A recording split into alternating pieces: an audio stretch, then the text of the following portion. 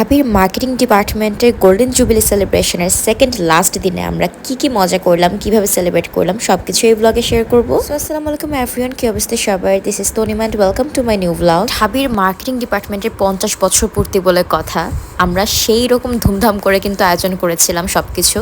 Overall বলতে গেলে 10 দিনের একটা আয়োজন ছিল, 7 দিন, বাট সেলস ফেয়ার মিলিয়ে বলতে গেলে 10 দিনেরই একটা আয়োজন বলা যায়।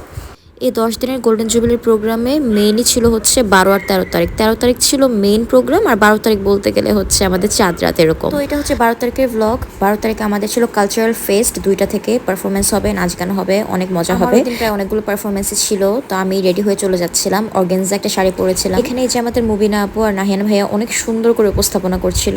আমাদের রয়েছে বিভিন্ন ডান্স পারফরমেন্স, রাইট? সো আমরা যদি সবাইকে চিয়ার আপ না করি তাহলে তো আজকে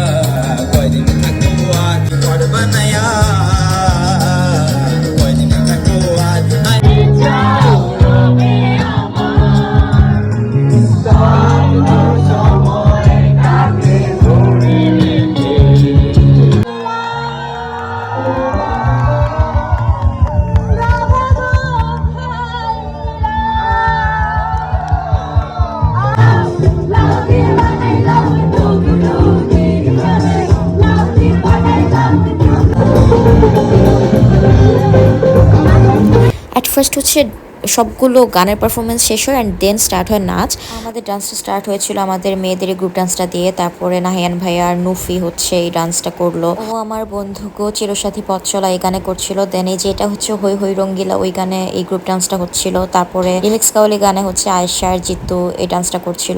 মানে খুব ভালো এনজয় করেছি আমরা। ফুল ডান্স পারফরমেন্সগুলো কিন্তু আমার পেজে আপলোড দেওয়া আছে, চাইলে দেখে নিতে পারেন। আর এখানে আমি ভাইয়ার জারা তিনজনের পারফরমেন্স ছিল 2টা, আমি জাস্ট একটা অল্প একটু ক্লিপস অ্যাড করে দিয়েছি। ক্যাম্পাসে আমরা কিছুক্ষণ রেস্ট নেই, দেন আমাদের মেন্টর আমাদের আদ্রিতা আপু উনি হচ্ছে আমাদের লাঞ্চ করাতে নিয়ে আসে নীলক্ষেতে। আমাদের ক্যাম্পাস থেকে তো নীলক্ষেত সব থেকে কাছে।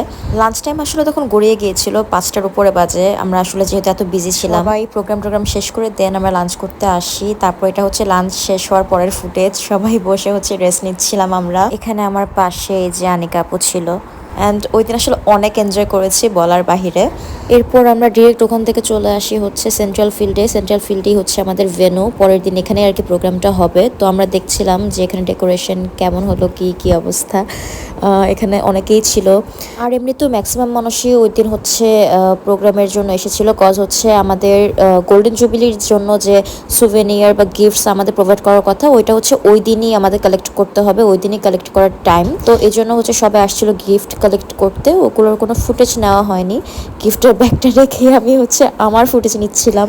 ওই দিনও ডেকোরেশন, তারপর ওভারঅল সব ঠিকঠাক আছে কিনা, স্টেজ লাইট সব কিছু ওই দিন হচ্ছে আসলে ফাইনাল টাচ আপ দেওয়া হচ্ছিল, দেখা হচ্ছিল যে ঠিকঠাক আছে কিনা সব কিছু। আর আমাদের স্টেজটা দেখে না একদম মন ভরে গেছে আমার, মাশাল্লাহ অনেক বড়, একদম বিগ স্টেজ, খুব সুন্দর ছিল ডেকোরেশন ওভারঅল। এক কথায় বেস্ট। ভিডিওতে তো বোঝাতে পারছি না, সামনাসামনি জাস্ট ফ্যাবুলাস।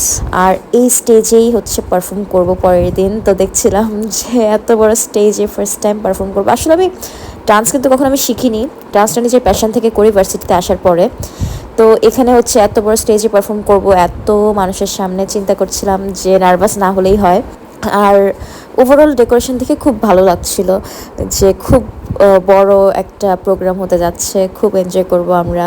একই সাথে একটু মন খারাপও লাগছিল কজ টানা 1.5 মাসের একটা রিহার্সেল, এই যে সবাই একসাথে মিট করা, সবাই একসাথে রিহার্সেল করা, ডান্স প্র্যাকটিস করা, ওভারঅল আমাদের পেছনের যে গল্পগুলা ওটা শেষ হয়ে যাচ্ছে। এরপরে তো ফাইনাল ডে, তারপরে শেষ সব প্রিপারেশন সব কিছু, মানে একটু মন খারাপ লাগছিল। আবিদা ওই দিন এসেছে সন্ধ্যার পরে, আমার পারফরমেন্সও মিস করেছে, এজন্য আমার একটু রাগ লাগছিল ওর ওপর। বাট ও সবসময় আমাকে প্যাম্পার করে আমাকে গলিয়ে ফেলে। এরপর হচ্ছে সবাই একসাথে ডান্স করছিল, তো ভাবলাম আমিও একটু যাই, একটু এনজয় করি।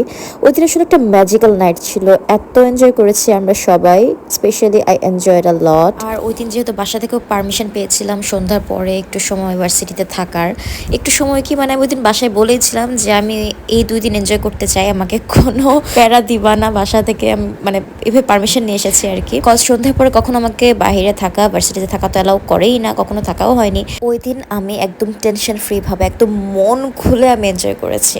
আমার নাচ দেখলে আপনারা বুঝবেন আমি এইভাবে মনে হয় আর কোথাও এর আগে মন খুলে নাচা হয়নি। ওই দিন সবার সাথে খুব এনজয় করছিলাম, এখানে সিনিয়র জুনিয়র সবাই ছিল, জুনিয়র বেশি ছিল, সবার সাথেই খুব এনজয় করছিলাম। আর আমাদের অ্যালামনাইগুলো এত কুল, ওনারাও কিন্তু এসে আমাদের সাথে জয়েন করেছিলেন ডান্সে। এখানে জুনিয়ররাও ছিল, সিনিয়ররাও ছিল, অ্যালামনাইরাও ছিল। ওভারঅল মানে খুব মজা করেছি আমরা সবাই একসাথে। পরের দিন তো প্রোগ্রাম শেষই, বাট 12 তারিখ রাত বলতে গেলে আমাদের জন্য একটা ম্যাজিক্যাল নাইট ছিল। আর ওই দিন হচ্ছে একটা আস্ত একটা গরু জবাই দেওয়া হয়েছিল, সবাইকে ওই দিন রাতে ডিনার করানো হবে। আর এদিকে লম্বা লাইন ছিল, বাট আমার লাইনে দাঁড়ানোর একদমই ধৈর্য নেই।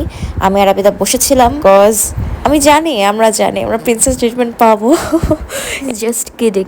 এনিওয়ে সো এনিহাও হচ্ছে আমাদের ফুড হচ্ছে ম্যানেজ হয়ে গেছে ওই দিন। এনিহাও না, আসলে thanks to Mahir and Rafsan, ওরা অনেক কষ্ট করে আমাদেরকে ফুড ম্যানেজ করে দিছে ওই দিন। আমরা যদি ফুড নাও পেতাম তাও বসেই থাকতাম, কজ আমাদের একদমই ধৈর্য ছিল না, পায়ের অবস্থা খুবই খারাপ ছিল, মানে দাঁড়িয়ে থাকবো সেই ধৈর্যটুকু আসলেই ছিল না। খাবো বাট আমি বসে থাকবো।